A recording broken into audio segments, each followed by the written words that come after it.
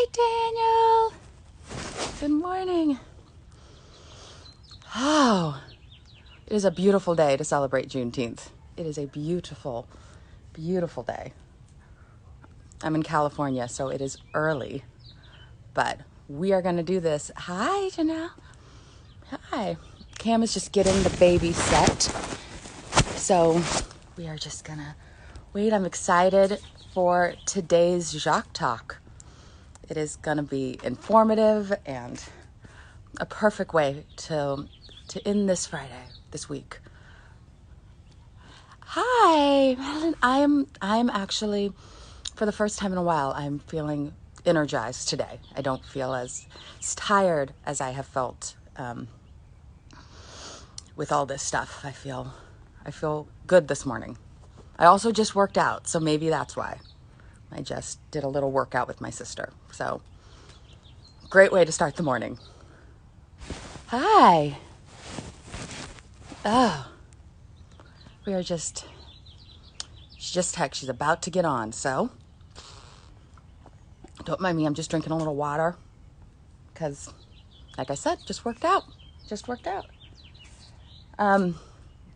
If you have never been to one of my Insta lives, we are going to be talking about today a lot of things. But I'm very big. Oh, here she is. There we go. Let's get her on here. Woo woo. Hi. Hi. Good morning. Good morning. How are you? I was just saying, I actually, for the first time in a while, I feel energized this morning. I don't Oh, feel tired. happy Juneteenth. Yeah, happy Juneteenth. I know. I got so many text messages this morning from people that have never wished me happy Juneteenth. And I was Yeah, right. Well, we didn't know until just now. well, yes. And that is something that I've grown to understand that people, It's it's wild. not always people's faults. Once you know better, you do better. And if it's not taught, how do people know? I know. How do people know what it is? It's got to be So, a really tough push and pull of, could just imagine, like being frustrated to have so many people all of a sudden, like, what does it feel like to have so many people all of a sudden care? But maybe not necessarily care in the right way, not fully understand, and then just being like, that thing of like people, I yeah, think I saw you post about it too, people being like really burned out and tired from like yeah. all of a sudden caring for 2 weeks. And I it's just like, had that the other day. Somebody wrote on my Facebook and said, can you write positive things? Because, positive things change the world. And I was like, and oh. I had to be And very then they blunt. got an MLK quote to back it up, right? Yeah. I was like, no, I can't. Yeah. I'm like, I can write my truth. I'm like, you can mute me if it's too much for you. Yeah. But um, it's, I always say it's awesome that people are awakening. I think I would never be like, please, people, don't care about racism because you didn't Right. know. Yeah. Yeah. But when it's sad, that the amount of people that I know um, that didn't understand the depths of racism and the way it affected me daily. Yeah. And I now mean, that's, I'm able to take off those blinders. And I think that's exhausting to me too, realizing, oh, I don't have to pretend like this doesn't exist. yeah. Because they're aware it exists, but they're exhausted because they're aware it exists. But I've been exhausted for my life. I Like, I feel like because you're from the Bay Area too, right? Or yeah, you're so I've been talking to friends back home, and the Bay Area is a special bubble. It's a very it unique is. space. And not to sound like I'm name dropping, but Tom Hanks is from Oakland. And I Yeah, remember it is. running into him and he goes, don't you feel like growing up in the Bay Area didn't prepare you to live anywhere else? I'm like, yeah, 100%. But there's even just in our friend group, like talking to people at home being like, well, shit, like how us progressives all thought we knew, and we were being PC, and you know, you're colorblind, you don't see it, and all that kind of like, and it's like, nope, that's didn't nail it, you know, like Nope. that was not okay. And now how do you reach out to your Black friends and say, well, fuck, you know, Yeah. like I gotta do better, I gotta learn more, and sorry for probably all the times you felt like you had to bite your tongue or like felt misunderstood, and that's the least of it, you know. But Yeah, I always say I'm thankful I grew up in the Bay Area. I'm very thankful, and my sister's still here, and I have a ton of friends still here in the Bay Area. So I come out here a lot, and it awakens me when I come back, because everywhere else, I've always felt like I was too like open with what my dialogue was. Like I'm like, yeah. well, I don't want to Yeah. offend anybody because I'm from California and I'm from the Yeah. Bay, Yeah. and I'm from the burbs in the Bay, Yeah. but my sister is like a Berkeley girl, and I love Berkeley and Oakland, and most of my Yeah. homegirls live there now. Yeah. And I always go, okay, I realized how much I was code switching. And people don't know code switching. It's basically I would change my language depending on the group of people I was around. I wasn't even aware I was doing it, but I know how to talk when I was with my white friends. I know, like, if I'm around all of Black friends, I can talk in a Yeah. different way. If I'm talking to my dad, I talk a different way than I talk to my mom. My mom's white, my dad's Black, and they're not Yeah. married. And so, like my dad, I can just be very blunt and things, and I realize I sugarcoat things when I talk to my mom. Wow. And even that I'm more aware of. I'm like, wow, that is so ingrained in me. Going to And school in the do Bay do you Area, I went to have a it? mostly, Do you have it in music too? yeah, Yeah. yeah. Like I have not, there's certain music that I thought I was supposed to listen to. Yeah.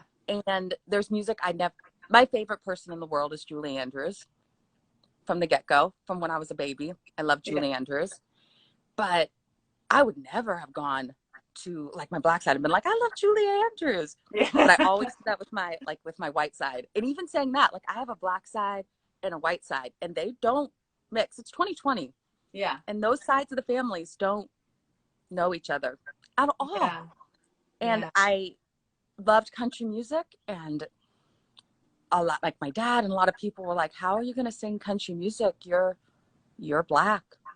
And I was like, but am I? I'm like, what do you mean? Like, am I, like, country music is Black?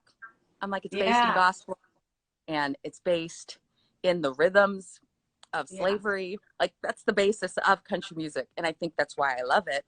And it's honest and it's truthful. I'm like, do I have to sing Mariah Carey and Whitney Houston because I'm Black? Do I have to sing Yeah. R&B? Yeah. That's always been a battle for me. And now I'm broadening my music and what I write broader than country. But not because I don't feel like I can do country. I just feel like I have more to offer, and then I can expand country. I always talk to It's Mickey about that. I'm like, yeah, it's do more. there's a lot of I think a lot of people in country music, like working in country music, including me, Mm-hmm. do not and have not fully understood where country music comes from, Mm-hmm. and why we've gotten to the spot that we're in now, like when it was originally created as a genre and made as a, like, you know, the producer with the first recording gear going down into Appalachia, like looking around, they Yes. have like him talking about how, you know, I'm looking for like country music, hillbilly music, but I only heard Black people play it today, so I'm going to go out again because I'm looking for the white people playing it because we're recording it to sell to white people. And it's like, okay, it was a segregated country.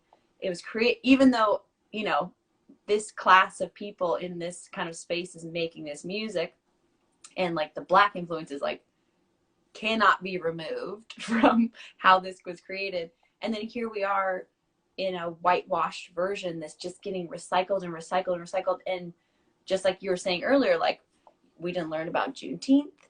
We didn't learn about where country music came from. And so people think this is normal. It's been normalized that this space is all white. That's how it's supposed to be. And Black people don't even listen to country music, let alone play country music. And all these things keep getting handed around in spaces of people that should know better, but they don't. And it's like, it's wild. Even now, like you're saying, 2020, being in rooms like I'm on the Grammy Diversity Task Force and the ACM Diversity Task Force, and you're in these rooms and you're talking about, okay, so we have to make sure in decision-making spaces, and voting membership and all that kind of stuff, but decision-making spaces, if it's an all-white room, you are not going to have the perspective and the knowledge and the all that you're missing. You know, it's empty of like of an important voice.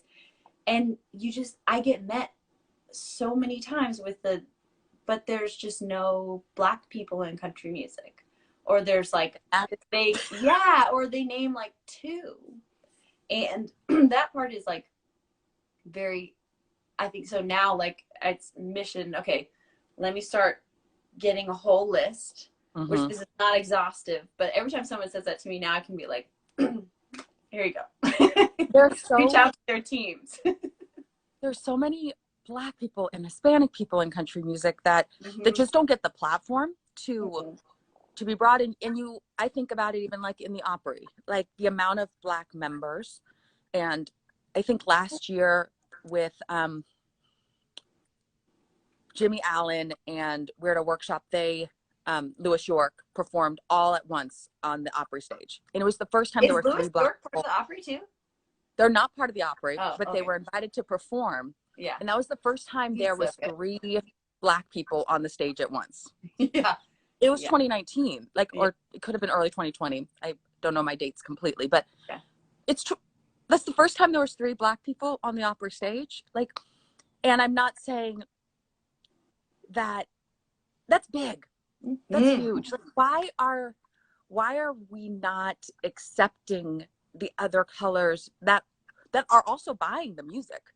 Like my friends listen to country music. I've gone to country shows from when I was little. And I guess my family's from Arkansas originally, both sides. So they grew up on country music. My dad also grew up on soul and all that, but he still knows who country music is, and his mom listened and his sister listens. And I guess when I said I was going to do country music, they had like a fear. They're like, why would you do that? Like, why would you put yourself in that position for just such hate? That was, and honestly, I didn't even get it fully because I'm from the Bay Area and I lived in LA and I toured with like a soul artist. So I'm like, I was blind to that. And then I moved and I was like, oh, I get it. Yeah. And I'm being told to straighten my hair, and I'm being told in meetings to they're like, oh, your hair should be straight and have a little blonde in it. Like, that's really commercial. And I'm like, yeah, white. I'm like, that's what you're trying to do. And they're like, and then you should get really in shape. Yeah. And I'm like, oh, so you don't want my curves. Like, that doesn't work for country music. If you want to fit me in a box and then be like, oh, but you're darker, so now you're a country, you're our Black country artist. And the intersection of you having to manage also what people think women are supposed to be, and they grab women, like, purposefully, they have us be young. Like, right? That's like what's more easy to be sexualized and all that kind of stuff.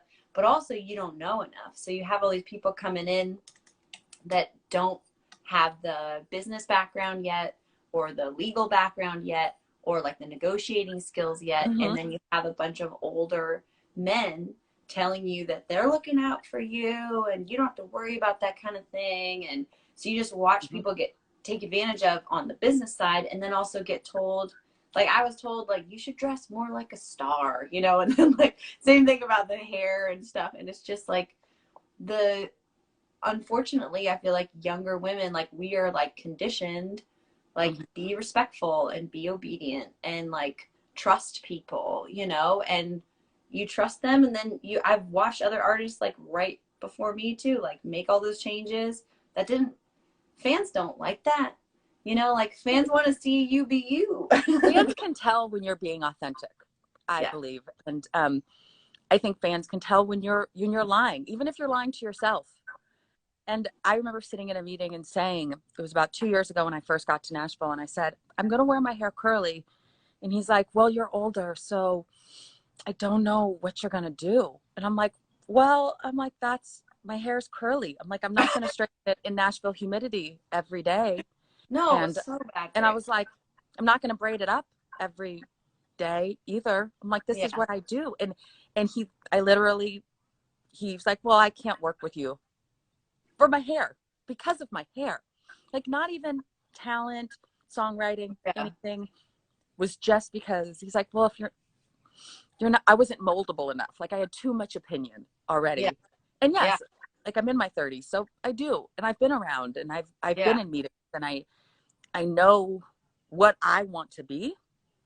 And that seemed to be a hindrance in the country community, where I didn't think it would be as much as it was, Mm-hmm. because I was like, oh, I'm going to come here and I'm going to write music and they're going to accept me Yeah. because this is going to be great. And I was like, oh, Yeah. they want me, but they want me in their version. They Well, and want a this is, digestible yeah, flat. and this And is I'm not saying something. everybody. I'm saying a lot of people in the rooms that make the decisions. Because I think a Well, lot of artists are like, go do it. Like, I know a lot of people yeah. that are artists that are very much wanting to see the change, but the people making the decisions Mm-hmm. and the people in charge of the contracts and everything aren't always Yeah. as open. And it's so interesting too. I've been talking about this recently with a few people, just how the people that feel safe, we're in this moment of like a full blown, like, Yes. are saying something's wrong. Mm-hmm. Um, did I pause or no? Okay, I think I'm here. So at this point, You paused. Hold on. okay, let me see if I'm back. I can still Okay, hear good. you though. So then at this Hey. point, you would think people are like receptive, but it's still terrifying for and unsafe for people to speak up. So you have, people, these are my dogs running around. You have, Oh, when it's you're okay. trying to, there's all these well intending um, people in decision making positions that are white that are saying, gosh, we really want to listen right now. Mm-hmm. And then you're having people come forward on panels and town halls, and they're people of color who've been in this space, and now they're expected to just all of a sudden, one, to have the language to just explain it to you, and also to Mm-hmm. be feel safe enough to explain it to you.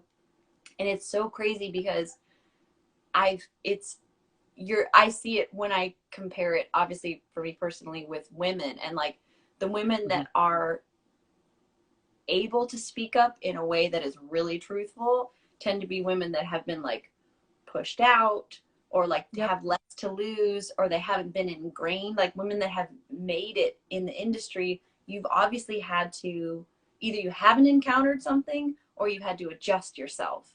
So Yes. the way you're going to speak with a very big platform is going to be filtered.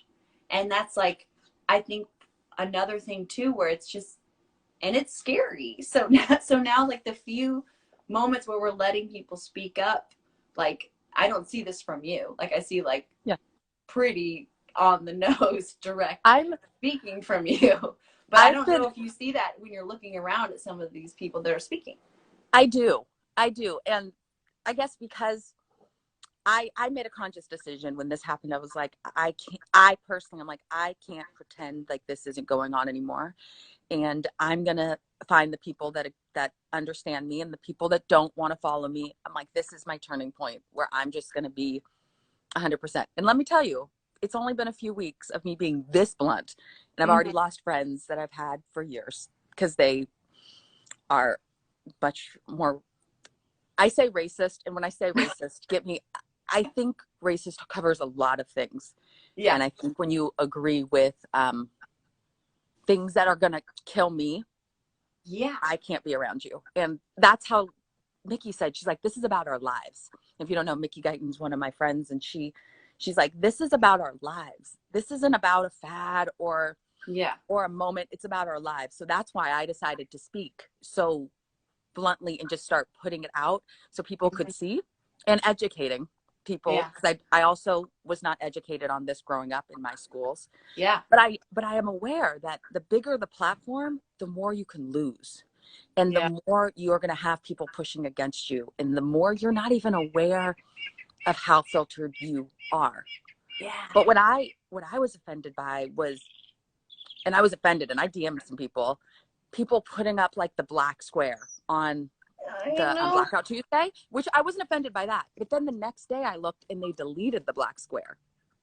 And I was like, why would you do that? Like, yeah. Why would you put up a square to say I'm standing with you and then delete it the next day when nobody's watching?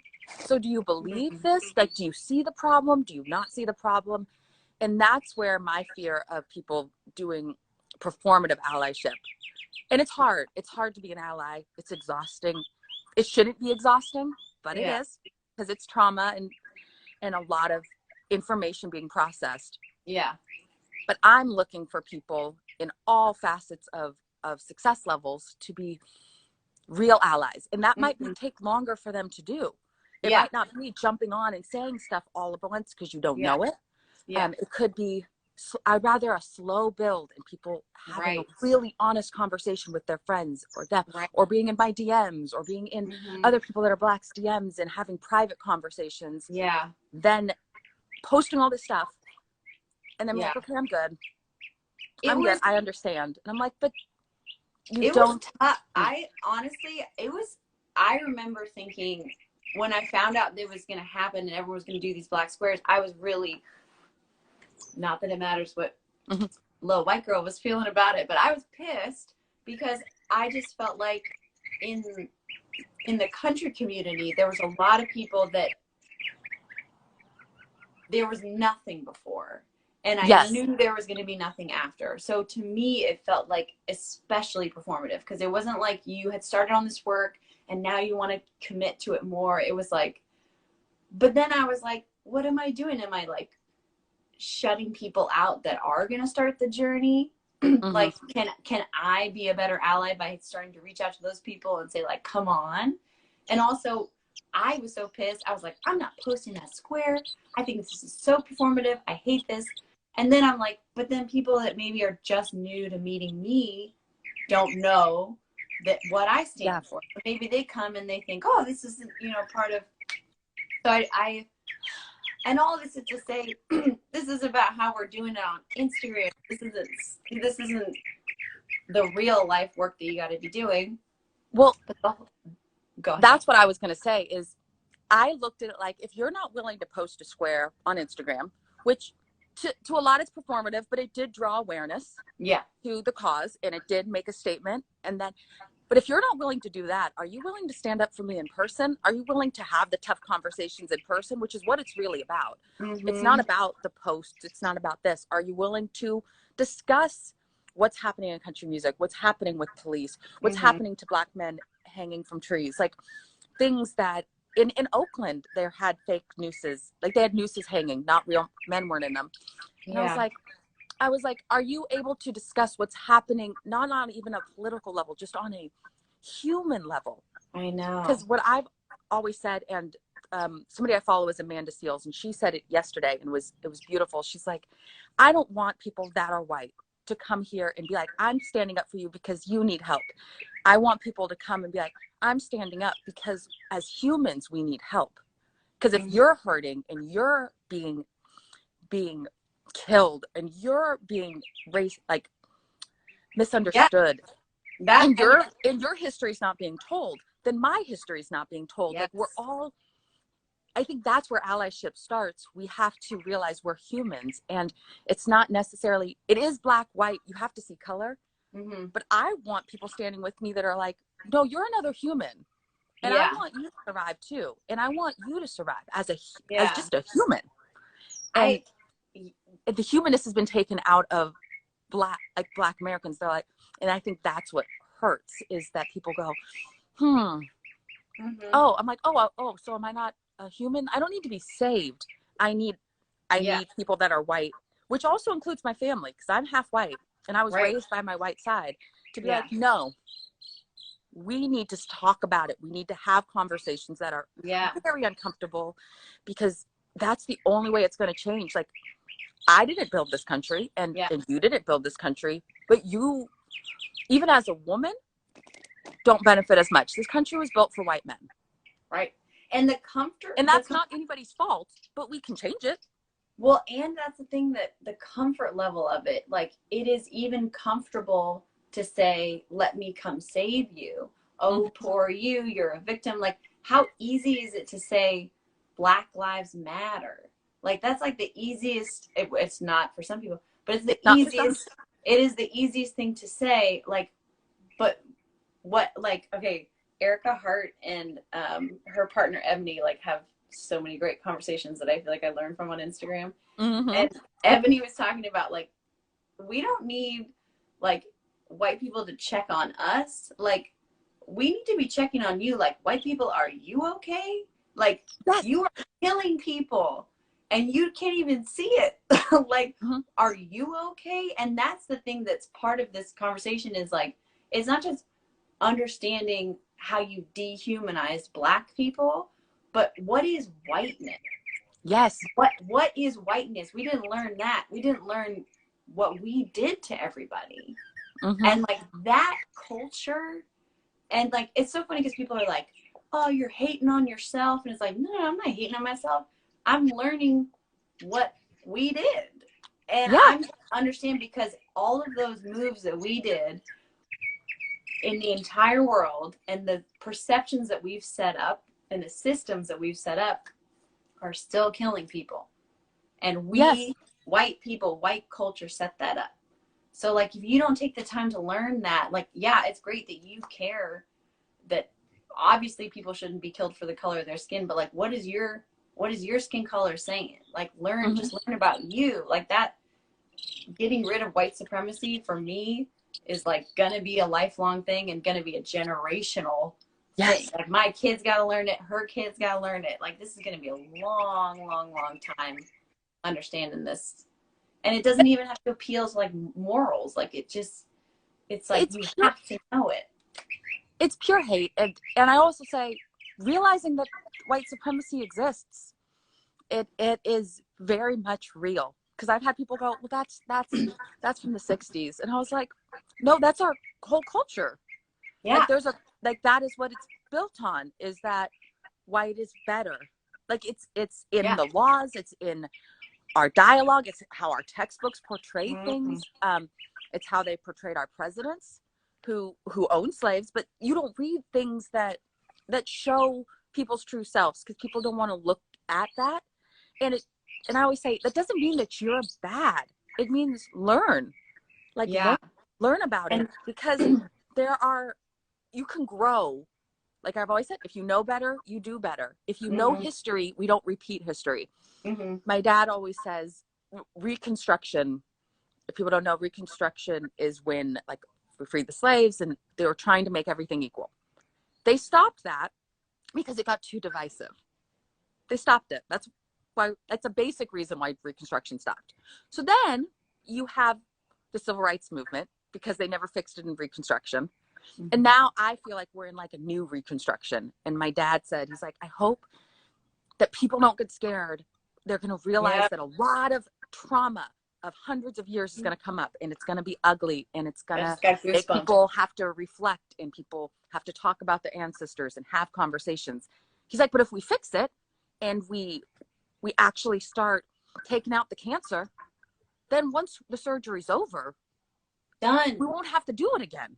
We got a whole bright future waiting for us. Like, we can do, like, instead of spending all this amazing brain power and heart power, and like, Americans are amazing in ingenuity. I mean, we're like next level. Like, let's just clear this. Let's do it, And then we have so much more we can be. And it just, I keep saying, it's kind of like you're on this one shore of like white supremacy and like, ignorance and like what the kind of status quo. And then you're getting in your little boat. This is for us white people trying Yeah. to be better. And we're going to sail across the lake. And on the other side is like understanding, equality, you know, removing the anti-blackness and the white supremacy. And so you're, you know, sailing across the little, trying to get woke. Yeah. And you get like halfway across and the water gets real choppy because now you start to realize like, I was wrong. I did things that hurt people. Mm-hmm. I have it in me thoughts that are things that I never thought that I would say that about myself. I mean, just like it hurts your ego. You're not a good person all the time. No one's a good person. No. And so you have to face all that. And that where it gets choppy, like this is where you see like where Lady Antebellum, they go, I'm gonna change my name. And then here they go, and the water gets choppy, like, oh shit, there's a black woman that has that name. Yep. Now what are you gonna do? And this is where people, both sides are yelling at you because you're not here anymore. You're not here anymore. Are you going to sink? Are you going to freak out and turn back? This is where like this important key moment. Yep. You keep going because you're on your way. If people are calling you out, you're on your way. Like go. We can make it there. And like, well, that's when like some people were texting me about Lady A, like, what do you feel? What do you feel? What do you feel? And I was like, you know what? I didn't like their name. I didn't think it was right. But and I think they should have learned earlier. That's my truth. But they've discovered it. They're awake. You can't force people to become awake earlier than they are ready, and that's the culture. And then they changed it. And then they had a conversation with the woman that's Lady A. And they'll probably have to have more and more conversations. But to realize the platform they have to make that statement, because their following is huge. That was a big moment for them. And so I go, thank you. Thank you for realizing that and changing that, because I understand that wasn't easy to do. That wasn't easy to say, hey, this name is offending and it's about slavery and it's about an era that we don't want to support. So I'm like, thank you. And so I've been trying to be more like, okay, I wish people did it earlier, but people are doing it now. And I want to support them so they get to the other side instead of being like, oh, it wasn't soon enough. So I know. No, I want people to get to the other side and realize that, yeah, it's going to be rough because you're going to lose some fans. Just like NASCAR for like getting rid of the flag. Thanks. You shouldn't have had it. But you know they did the numbers. You know they did the numbers and they thought about it. What? Because I know they want to be good people, but also they want to be profitable. And you know they did the numbers. And maybe we have some loud racists in this country, but they knew the majority of people and the majority of dollars were in the anti-racism. Yes. So, I mean, maybe you got some loud racists, but don't be fooled that is like the majority of people. I always say to people, I'm like, are you trying to save your racist fans, or do you want to grow your fan base beyond? Like, do you want to be, what side of history do you want to be on? I'm always like, I want to be on the side of history that fought to be better. Yeah. Was okay with the status quo. Yeah. And I keep thinking of it as we're literally losing people. Like Black trans women are dying at an insane rate. And I'm like, do I want to live in a world with Black people or without Black people? Because that's where we're headed, without Black people. That's where we're heading. And people are literally dying. And I think because it's not caught on video every day, and I think with the George Floyd, because of, I think the reason, and I'm going to say this, the reason it hit hard was because it wasn't a gunshot that killed him. For some reason, people being shot with guns or disappearing doesn't affect us. Like, people just disappearing doesn't affect us on a broad level. I know, all the Native women. But when you saw him die, and that's one of the few things I've watched. I don't usually watch Black people dying. I try not to, but that one, my ex told me to watch it because he was crying. And so I was like, okay, if he's crying, I'm going to watch it. And I think it was the calmness of the cop doing it without feeling of repercussion and the length. And it wasn't a bullet. It wasn't like a video game where he shot and he's dead and we're going. It was a moment where you had to process what was going on. So it wasn't instant. And I think that's what's why it affected so many people. Yeah. Which made me sad. I'm like, so all these people dying with guns isn't affecting you, and all these trans women just going missing. I know. Like, the amount that we as a culture don't like trans women in general. I know. And then you go black trans, and then they just disappear. They're just like, people like, what happened? Oh, they went missing. And then I found them 2 weeks later. That I'm like, and then it's like a blip. Yeah. I That gotta needs to say, change. the shooting part that you were bringing up, there's a guy here in Nashville in 2018, I want to say Daniel Hambrick, who was shot in the back. This cop they had a license plate for a car that they were like, maybe it was stolen or something. I don't know, was doing reckless drive, whatever. Not his car, not the license plate, not the same make. They start following him. He gets out, runs, and the cop, claims he had a weapon on him or whatever, shoots him in the back while he's running away, kills him. Yeah. And I remember being like, and this was on film, being like, this is insane. And you could call, there was the DA, but there was like a specific oversight committee. There's a number you can call to make sure, obviously, this police officer, they don't get charged with murder very often in the line of duty. Turns out this guy was going to be the first, if this even happened in 2018, which, there's more deaths, like, so, because I think Jacques Clemens had just happened right before then. So I call the number.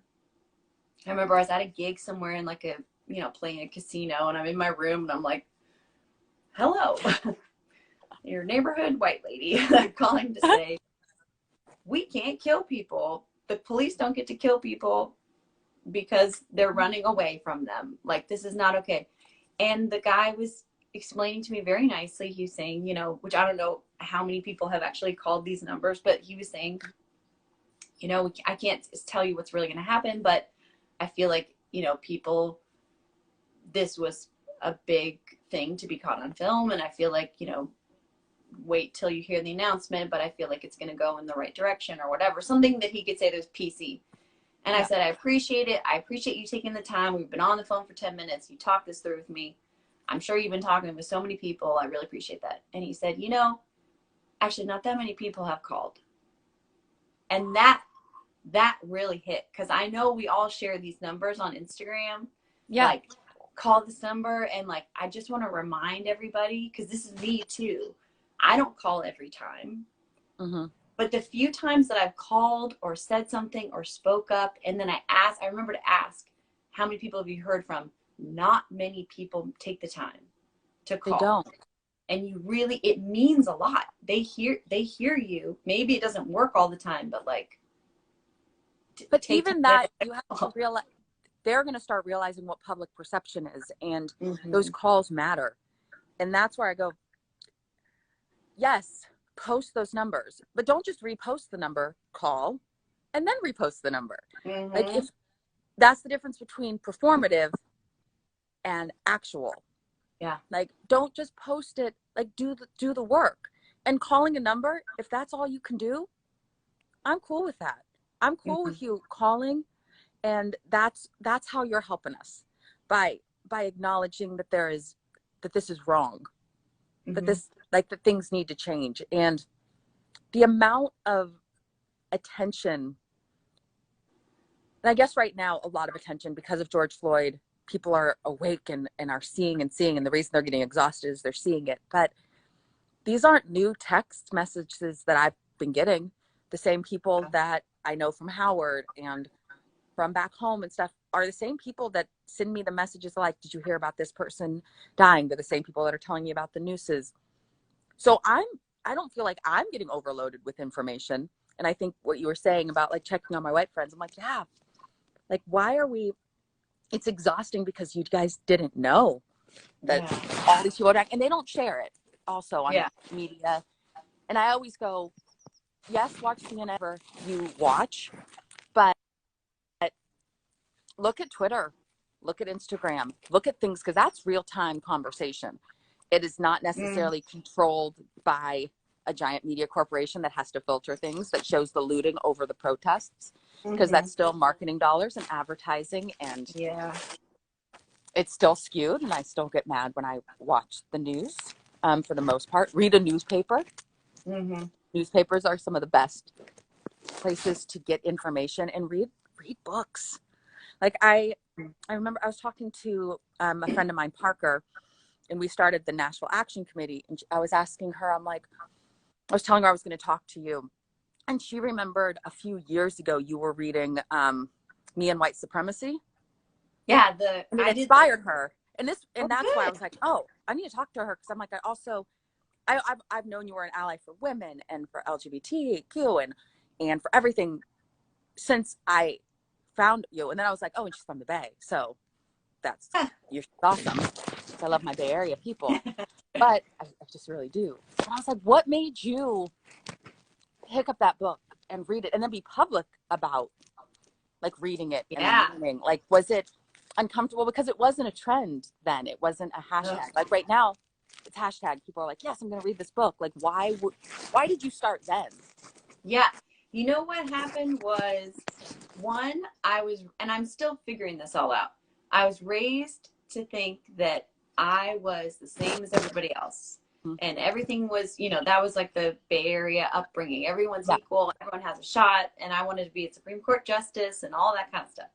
And then, honestly, the first time, like, there was still, now looking back, there was lots of moments where I saw, an all women research lab that I worked at Stanford. I like saw how they would hide their pregnancies, Mm-hmm. because they wouldn't get work. Now I look back and I'm like, oh, that's not okay. But the real overt kind of like, no, you're a woman, so you can't have the same things, didn't happen until I got into country music in Nashville. Yeah. So that really hit me. And I was like really confused. And then the Me Too movement happened.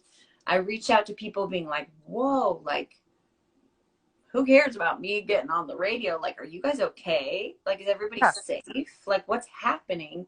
No, they're not okay. They're not safe. Not everything is okay. And just starting to like go down this thing of like, I'm an artist. I'm probably the most in my spaces. I'm safer than a woman who's a tour manager or a woman who's working crew. And I Yeah. just started to be like, okay, let me think about this hierarchy and the power that's set up. And also like, I'm white. What's happening to everybody else?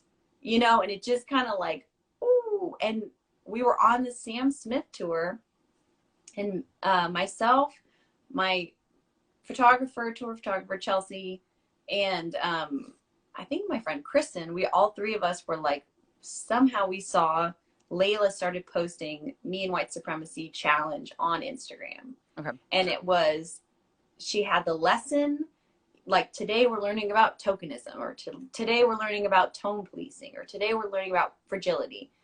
This is what it means. This is the effect it has. And where have you done this in your life?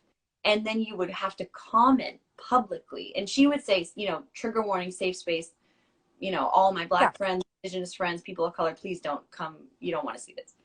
But you would have to publicly write on there the evil that was in you, and it was not fun, very embarrassing. I remember like being terrified to post that I was even a part of it, like, because how embarrassing. But I was like, I mean, that's the point. She would even say, like, if you're not telling people you're doing this, you're not doing the work. Then you're not here for the right reasons. And I remember even hitting certain ones where around that same time, like, and I think anyone who's learning this stuff right now too, you'll hit a moment and as a white person, and you'll go, okay, I've understood XYZ, but this one, I think they're wrong. Mm-hmm. This isn't whiteness, or this isn't me. This part is wrong right here. And then just give it like a few days, like, they're right. Everybody else has had to learn this their whole lives, like how to adjust to our whiteness and the stuff that we've done. They know, and we don't. We've just been cruising, so Exactly. that part, doing that work, I think there's a lot of amazing books that you can read, but I do feel like Layla's was like a very transformative one for I love me. that book. I've It's read that book 3 times.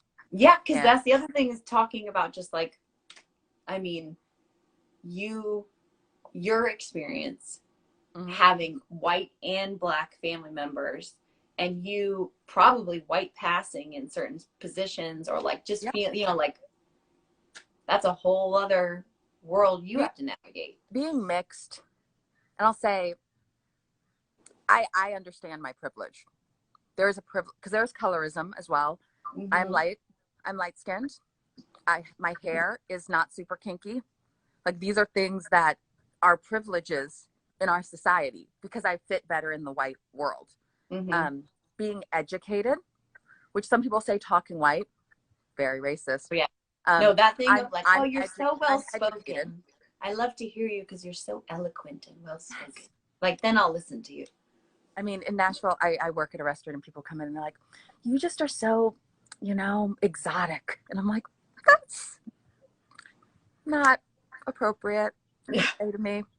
But I get it. I get that I can be ambiguous and things, but it's hard. It was hard growing up, and my mom's white. She used to brush my hair out. It was an afro. Ah! My grandma raised me. She didn't know what to do. My sister's Korean. She's adopted. So like you had like all these different things, which is why my grandma, who I call my mom, is awesome. She chose to raise in the 80s and 90s a bunch of different races in a white suburb in the Bay Area. So I'm like, you were awesome to do that, because that could not have been easy. What you got. One day I have to talk to her and be like, what happened? Because you probably had some hard times with friends. Yeah, yeah. But I go, she did the best she could, but I stood out.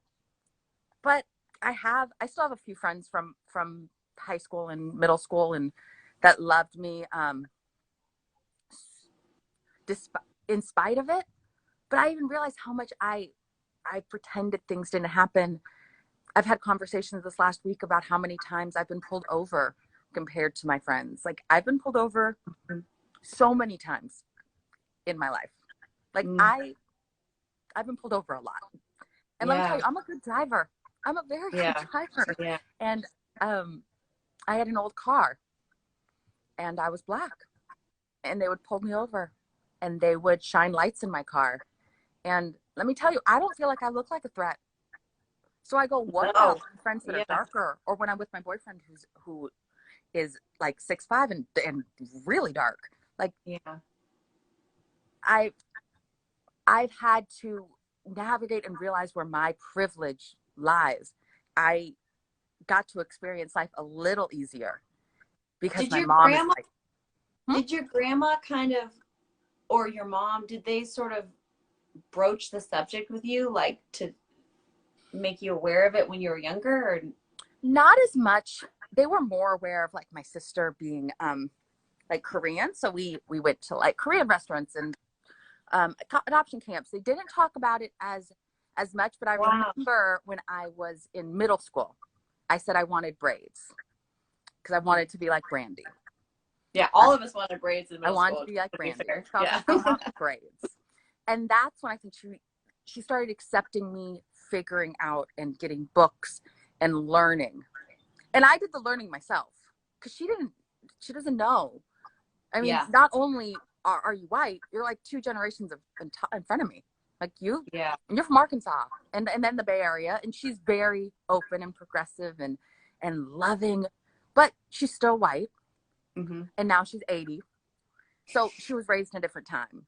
What really happened is I met my dad because he couldn't raise me, which brings up a whole nother thing about race and just how life was. And I just wanted to know more about how he was raised and how he grew up drinking from colored drinking fountains and how his mom was a cook and knew Lucille Ball and like just like the stereotypes, but they were real. And I had watched them on TV. And I remember I used to watch with my great grandma Howdy Doody when I was really little, like reruns of Howdy Doody. The amount of things that are wrong with that show. Now I look back, I'm like, wow, I wasn't even aware, and they shouldn't have been watching that with me.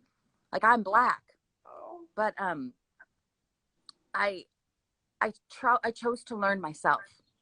I chose to learn myself, but even in learning that, I didn't tell people I was learning that until I was probably 16 or 17. And then I started feeling comfortable because I had a big chest, and I was like, okay, no, I'm Black.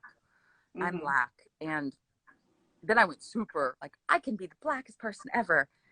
And I'm like, I can't talk this way or talk that way. And I slowly found my mix, like a Black college. And I went there for a little bit. And then I ended up going back to Cal State Northridge. So I went to Howard for a bit. And I was like, okay. And they're like, oh, you're not white. You're just California. You're just very California. And I was like, Hmm. oh.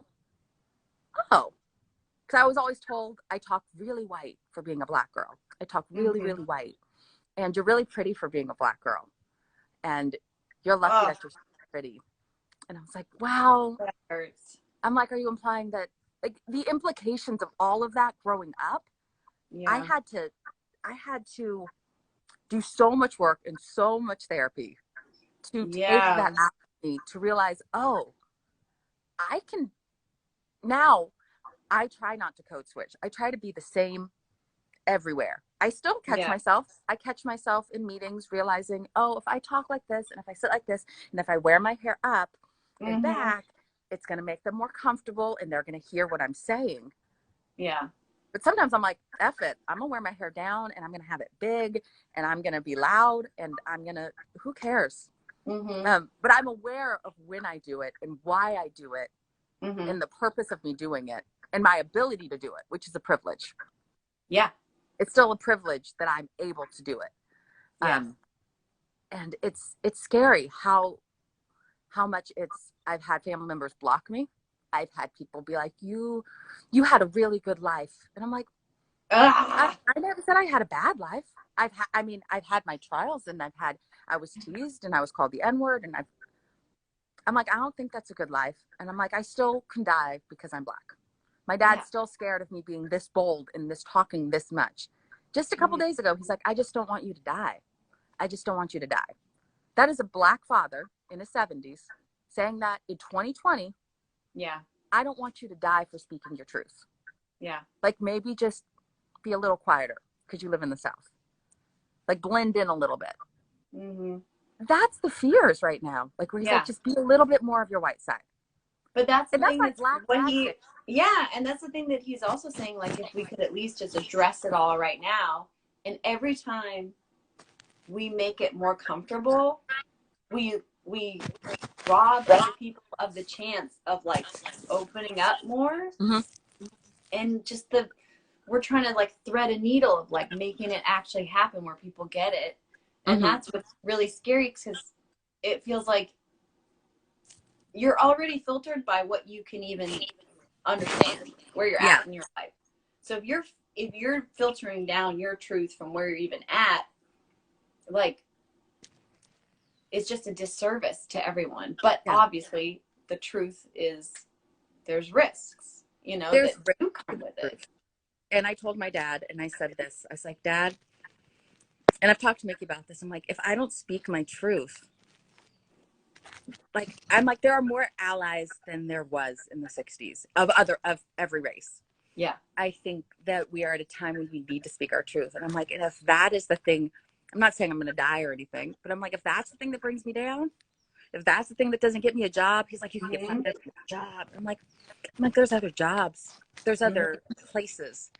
I'm like, energy matches energy. So I'm going to keep my energy here and come from a place Mm-hmm. of love and come from a place of light and come from a place of acceptance and speak my truth and not be disrespectful. I'm like, the Mm-hmm. only thing I say, if you're racist, and don't come with me. Don't come at me. I'm like, Mm-hmm. I don't. Mm-hmm. Otherwise, I'll have a conversation. I'll have a conversation if we have a different opinion, and I'll try to understand as long as you're respectful. But I will speak my truth with the risks. Yeah. But understanding that there is a level of fear in the Black community for us speaking truth, which is why we're saying we need white allies. Mm-hmm. We need people to be standing up with us Mm-hmm. because our parents and our grandparents are scared for our our Yeah. life. Well, and that's the thing on a, just from the industry level, like when you're having people speak up and do these town halls that everyone wants to put on, like, how are you taking care of like the precious few Black community members that you've allowed in here? Mm-hmm. And now they're about to tell you the truth, which whether or not they can really tell you the truth, how are you taking care of them? Yeah. Like, are you paying them? Are you making sure that they have the correct job and they're going to stay in that job? Like, Yeah. what are you, because there's going to be repercussions and there's going to be things that people don't want to hear because there's people in high positions that have made mistakes or just plain ignorant. And are we going to put them on sabbatical while they do the work? Or Yeah. what yeah. And can they do the work? I'm always like, Yeah. can you do the work? I felt really thankful that I've seen some people, like some session players and some people posting like, yeah, I'm racist and I'm going to do the work to figure it out. Like, and that doesn't mean they're bad people. Like, they're just realizing some of their viewpoints and some jokes that they laughed at and some times when they had a choice that they could have paid somebody more or paid somebody the right amount. Or called given them the right opportunity or Yep. hired somebody that was qualified, but they might not have been comfortable with that person because of their color. Like, those are things that are our biases, and we can fix those, but you have to acknowledge them to fix them. Or And assume, I've I been need, happy to I see need the that gospel singer. Yeah. in the last few weeks. I'm just, It is, I feel like never ending. There's so much to talk about, and I really appreciate that you are having these. I appreciate you bringing a white person on to let me say the little bit. I'm appreciative that you're not, I don't consider you a performative ally. I think that you have been doing the work and are trying to do the work, and for women, for Blacks. I saw you standing up for Mickey. I'm like, I just appreciate you being authentic, because I know there's risk to that in career as well. Like, there's risk of losing fans. There's all sorts of things. So I was like, I want her on to talk, and your Bay Area, and hopefully you'll come on again and we can. I would love. I think this conversation could go on for like forever. Yeah, there's and I'm so sure there's much going to be to more to it. unpack. As there's a lot. I don't think the awakening's over. So the awakening's not over. I'm gonna make sure it's not over. Yes. Thank you. Thank you for so on. Nice talking to you. I'm gonna run and take care of a little babe. Yeah, I'm about my little niece just woke up. I'm seeing her through the window. So she's like 1 week younger than your daughter. So yeah, great. So I'm gonna go play with the babe as well. Yay. Well, thank you so much for being on, and let's talk about doing this again, and we'll do another one. We'll do part 2. Would love it. Would love it. Bye. Bye.